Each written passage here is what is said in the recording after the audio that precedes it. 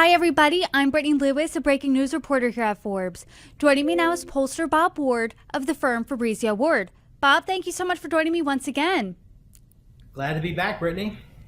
You have a new poll hot off the press. The AARP has a poll out of Michigan showing some tight races. Former President Donald Trump, though, is beating Vice President Kamala Harris by 2 points in the general. What are some of your takeaways here? Yeah, so Michigan definitely is a battleground state. I mean, I think if you went back a month ago when the race was, still Trump versus Biden, there were a lot of polls in early to mid-July that had this race, 3, 4, up to 7 points in Trump's favor. Our survey, which is from last week, really shows that this is a battleground state. As you mentioned, Trump is ahead by a couple points. 45 to 43 in the multi-candidate field. 8% of the voters are choosing a third-party candidate, most of which would be Robert Kennedy. When we look at this race on a head-to-head basis, though, it's tied. It's 48-48.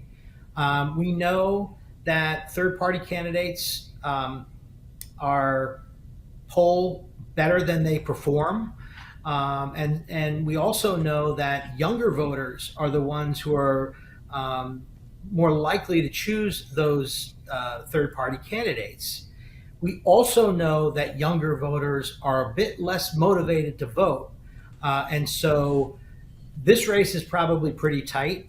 I know other polls have Harris ahead a little bit, but this is a toss-up. And it's going to be a very exciting road in Michigan from here to Election Day. This is definitely a toss-up according to these numbers. But as you said at the beginning of the conversation, it wasn't so. Maybe a month ago, Donald Trump really had pulled ahead from President Biden.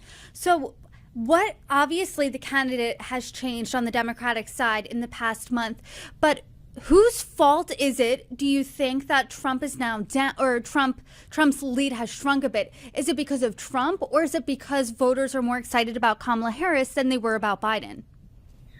Well, I think Trump's numbers have actually been pretty stable. I don't think his vote has really shifted a lot.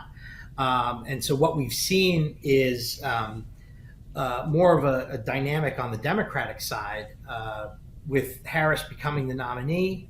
In this poll, we ask questions about how voters in Michigan view President Biden and how they view Vice President Harris, what kind of job approval they each have. And in both of those cases, Harris is in a much better position than Joe Biden. So the change of the candidate on the Democratic side, again, what was happening and what we saw in a lot of the other battleground states is that younger voters in particular were really down on Joe Biden. And that was hurting the overall performance of Biden in those states. Now Harris is doing a bit better. Younger voters are still a little less motivated, so we're not sure to what degree they're going to turn out in force. But we do know that they are supporting Harris more than they've supported Biden, particularly in June and July. If younger voters